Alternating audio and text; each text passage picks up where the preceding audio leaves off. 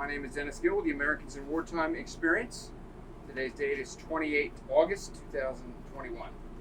I've got the pleasure of interviewing Kimberly Taylor. Yes. There? Okay. Kimberly, if you could just tell us about yourself, where were you born, where'd you grow up, that kind of thing?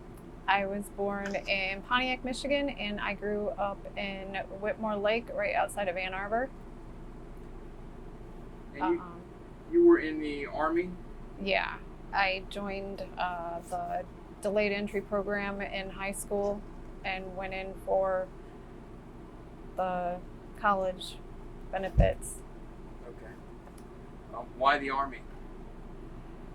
The recruiter, he was very adamant, and so I liked him, and he was super nice, and he told me all about it. I didn't really know anything about any of the services at that time, and so I wanted to go to college and decided that the Army was what I wanted to do. Yeah. Do you have any idea what it is you wanted to do in the Army, or is it just... I had no clue. I kind of just took the one with the least amount of service time. So, and petroleum supply specialist is what I chose. I tested where I could have done just about anything, but that was the least amount of time for me. I know that sounds bad, but that's what I did. Right. What was your experience like in basic training? And I mean, was that like culture shock for you, or were you prepared in any way for... I was not prepared at all because my grandfather was military, but my parents were not. And so I didn't know anything at all about the military. And when I got there, I mean, I'd never even seen a military uniform except for on TV. So I was completely in shock. Right. So it was definitely a change for me. Yeah. So what was that like? What was your experiences? Was it a positive experience, or... Yeah, I think it helped me grow up. I do know that it taught me a lot about hard work and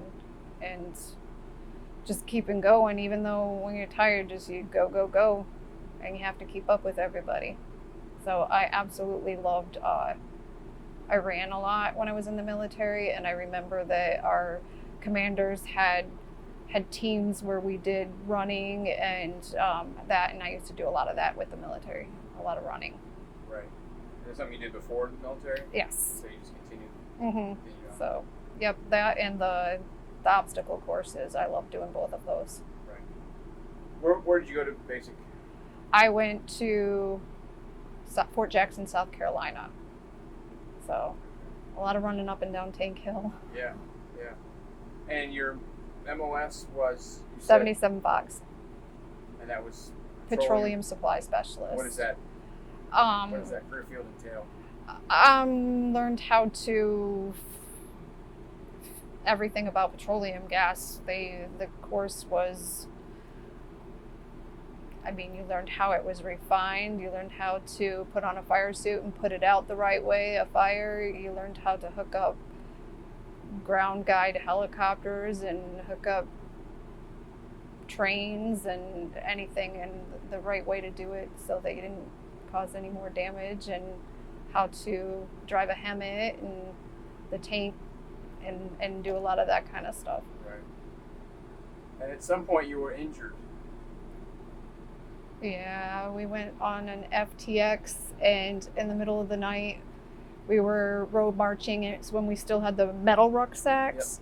Yep. And I was a road guard, and my flashlight went out, and I just kept going, and I ended up falling into a big, huge trench, and the rucksack broke my back, and the M16 broke my arm. Really? Wow. Mm-hmm. So I got thrown in the back of a cattle truck, and I went to sick call the next morning because my knee was hurting, and I had twisted my knee also. And I come back, and my sergeant was just like, how can you go to sick call for your knee and come back with other broken body parts? So, but yeah, I didn't even know that I had hurt the other two, just the knee. Just the knee. Mm-hmm. So you suffered for almost a whole day with a broken back. Yeah, I didn't even know I did it. Yeah. And that resulted in you having to get out? Yeah, I got medically discharged. Yeah, and but I had met another soldier and ended up getting married to him, and we went to college, and he went back in as an officer, and so I was an officer's wife from 95 until about 6 years ago. And we lived all over the world, and I did all the FRG stuff, and I love doing that for the soldiers. He was infantry, so went through a lot of deployments and a lot of soldiers that didn't come back, and a lot that, were very different, and military changes you a lot, especially in the infantry. Right. He was an officer? Yes. Okay. Did he deploy in wartime? Yes, he deployed, I believe, 5 or more times while we were together, and we have 4 boys.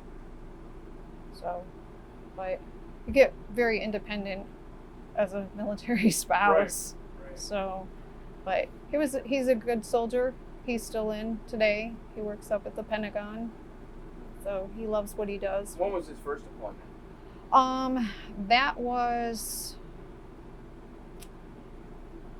he had a couple. I think he went to Bosnia for 3 months, but then after 9/11, on 9/11, I was pregnant, and he ended up that day going to PLVC because he was enlisted, and then he went through Green to Gold, and I didn't see him after 9/11 for about a few weeks, couple months, and then we moved to Schofield Barracks, Hawaii, and he went with the 27th, the Wolfhounds, and he deployed with them to, I don't even remember, either Iraq or Afghanistan. Each one kind of blends together. Right. He deployed to one of them, and he was gone for a long time with that one. I think that one was 15 months or 18 months, and then he did a MIT team out of Kansas City, Fort Riley, and he was gone for, I think,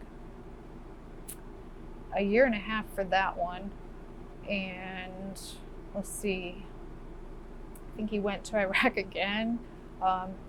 It just kind of all blends together. There was a lot of deployments. So, and it's a hard life, but got through it. Right. A lot of people don't recognize the sacrifice that the spouses make. What's it like when he's gone, and especially infantry, there's a lot of unknowns. Well, with the infantry, him being gone a lot, we became different people. That's why we're not married anymore. Right. He's himself. I'm really independent. Right. I came here today by myself from Michigan, and I have no problem with it. Right. Yeah, I just am very independent from it. Not everything was good. One thing with the military that they did that I was not happy with, that I've kind of spoken to a lot of the other spouses, because I do know a lot of officers' wives and spouses that are here in Washington, is that after the military, you end up getting divorced in the military. I was left at Fort Hood, and I'm from Michigan. I had no way to get back. I had to stay there and wait until I was able to save up enough money to move me and my children back home. So that was probably the only downside to anything with the military, but everything beyond that, I met so many different people.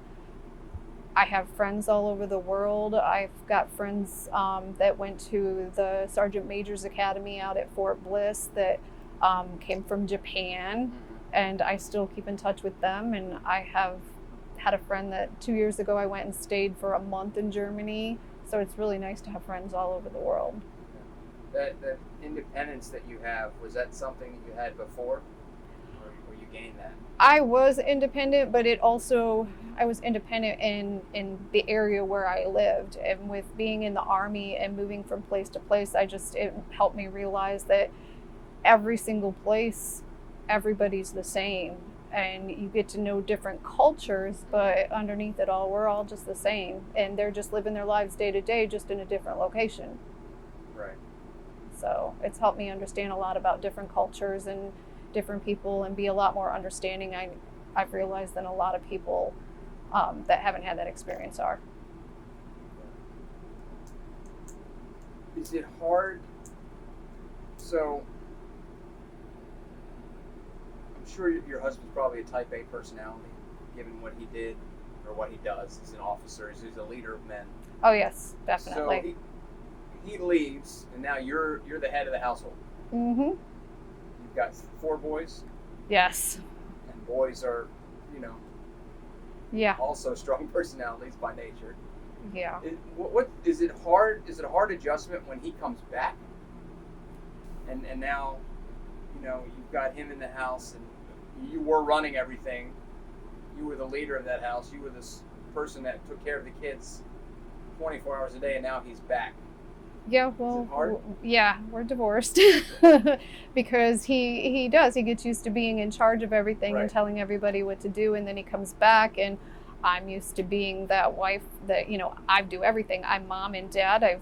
I will take the roof off my house and put another one on, and he can teach the boys to shoot and everything, but everything around the house is already taken care of. So it's kind of hard for me, the wives, to give up their independence to the guys coming back, but it's also hard for the guys because they're not used to having that family, and they're not used to doing some of the stuff around the house that most men that I've noticed, like my sister and her spouse, that they Right. share a lot of things. And so with the military side, I do know that he would take the kids to dinner and buy them a lot of gifts and that kind of things, while mom's the one teaching them to drive and doing all the stuff that most times families share. Right.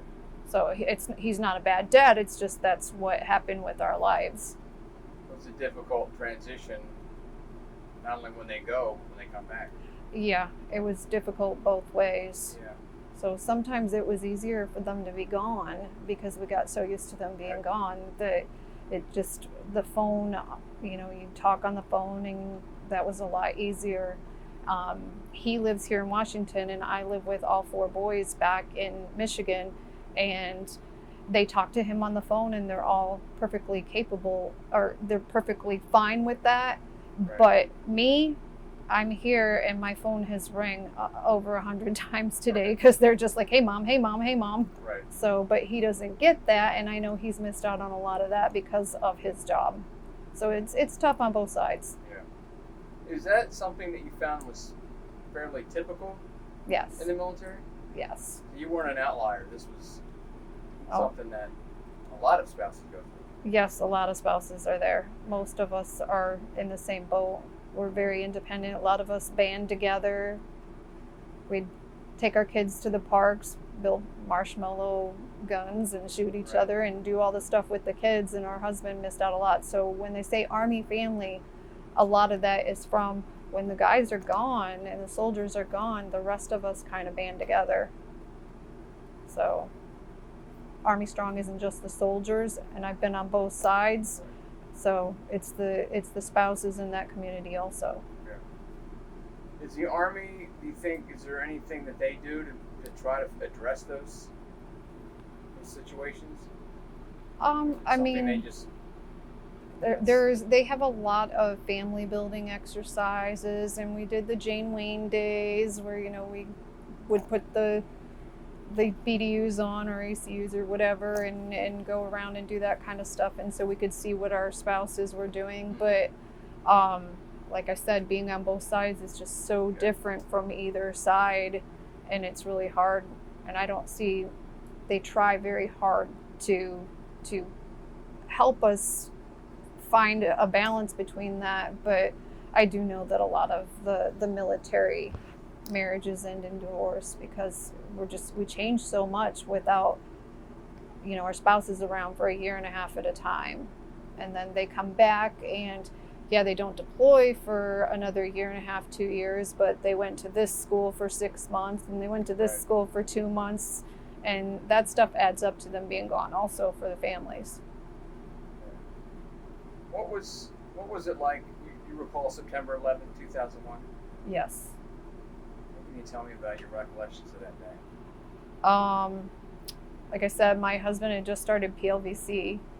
I think that's E5 school, and I went to Walmart, and I came home, and my sister called me and told me to turn on the news, and I turned that on, and I was in Hinesville, Georgia, outside of Fort Stewart, and my husband was able to call me later that afternoon, but I was there with 2 little kids all by myself, and my only communication with anyone outside of family was a phone call, and a lot of lines were busy that day, so it's hard to get through to anyone.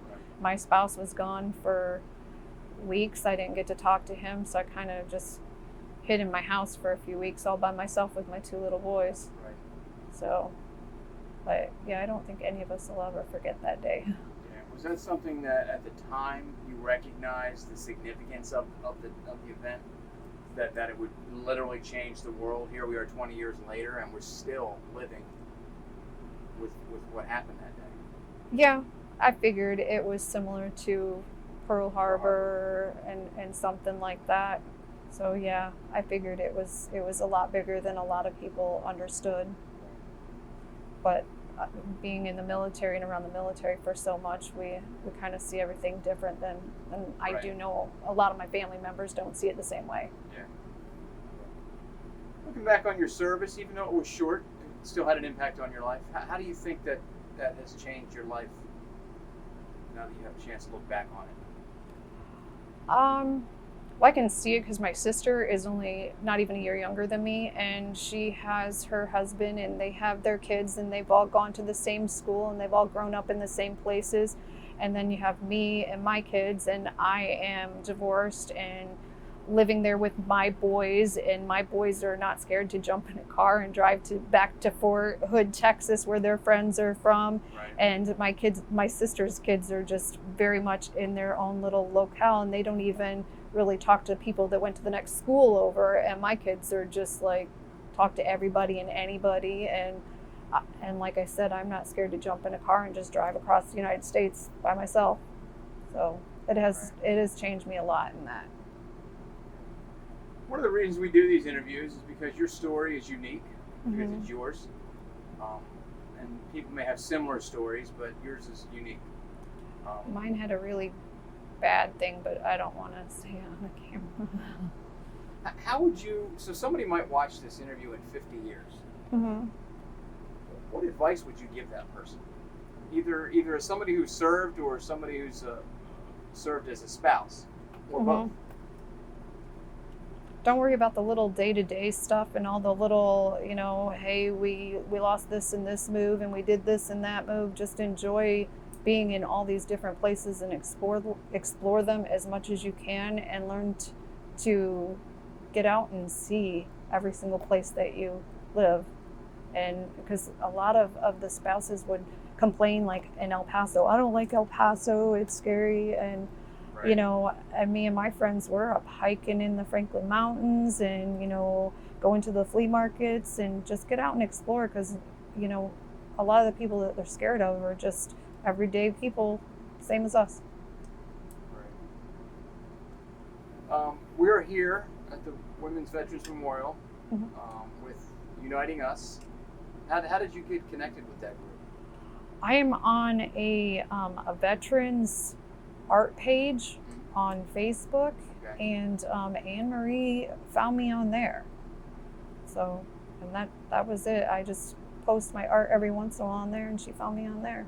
Right. She's very super nice. Yeah. A lot of the artists here, at least the ones that I've spoke to, their art is therapeutic. Yes. Is it that way for you? Absolutely. Yeah, because I broke my back at 18 years old, and every year it gets worse and worse with the arthritis, and Right. and it helps me to forget about the pain for a little while, because it draws you into your own little world, and you can forget about all of that for a little bit. Yeah. What kind of art? I Can you tell me? paint. You paint. Yeah, I do acrylic and oil painting, and I love it. So anything from motorcycles, right now I'm doing military plane, to bears and lighthouses, and anything that catches my eye. Right. Is that something you were doing before the military, or is it? I didn't even recognize that I did it, but some of the other Army spouses, I guess I was always known as the art wife. Right. And I didn't even realize that I was always doing arts and crafts So, but yeah, I even when I was in middle school, I would work at the schools after at their summer recreation program, and even the teacher there put me in charge of all the art for the little kids. Okay. So sorry. And you find how do when I talk to people, I know a lot of military, and I know a lot of them suffer with PTSD. Mm-hmm. How does art help that, help alleviate that problem?